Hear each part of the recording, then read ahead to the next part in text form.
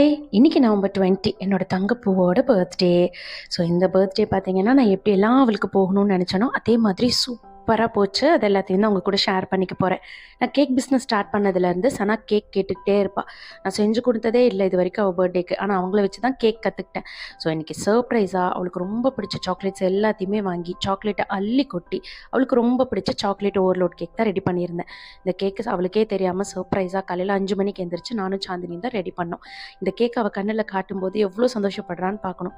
பொதுவாக குழந்தைங்களுக்கு நம்ம ஏதாவது விளையாட்டு பொருள் வாங்கி தரும்போதோ இல்லை ட்ரெஸ் வாங்கி தரும்போதோ எக்ஸைட் ஆவாங்க. ஆனால் என்னோட சனா மட்டும்தான் அவளுக்கு பிடிச்ச ஃபுட் ஏதாவது வாங்கி கொடுத்தீங்கன்னா அவ்வளோ சந்தோஷப்படுவா. ஸோ இன்றைக்கி மெனு ஃபுல்லாகவுமே அவளுக்கு ரொம்ப பிடிச்சது தான். கேக்குக்கு சாக்லேட் ஓவர்லோட் ரெடி பண்ணியாச்சு. மத்தியானம் லஞ்சுக்கு அவளுக்கு ரொம்ப பிடிச்ச பன்னீர் ஃப்ரைட் ரைஸ். அது மட்டும் கிடையாது, ஈவினிங் என்ன மெனு வேணுங்கிறதையும் எனக்கு இப்போயே சொல்லிட்டு போயிட்டோம். ஸோ அது எல்லாத்தையும் நெக்ஸ்ட் வீடியோவில் நான் உங்கள் கூட ஷேர் பண்ணிக்கிறேன்.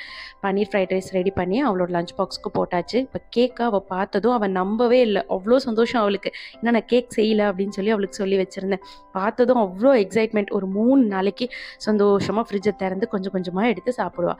ஸோ அவங்க அப்பா, அவங்க பாட்டி, அவள் தங்கச்சி கூட அழகாக கேக் வெட்டி செலிப்ரேட் பண்ணி கேக் சாப்பிட்டுட்டு ஸ்கூலுக்கு கிளம்பிட்டா. இதே மாதிரி என் தங்கப்பூ எப்பவும் சந்தோஷமாக இருக்கணும். நீங்களுக்கும் அவளுக்கு ப்ளஸ் பண்ணி கமெண்ட்டில் விஷ் பண்ணுங்கள். நெக்ஸ்ட் இதே மாதிரி ஒரு சூப்பரான விலாகில் நான் உங்களை மீட் பண்ணுறேன். தேங்க்ஸ் ஃபார் வாட்சிங்.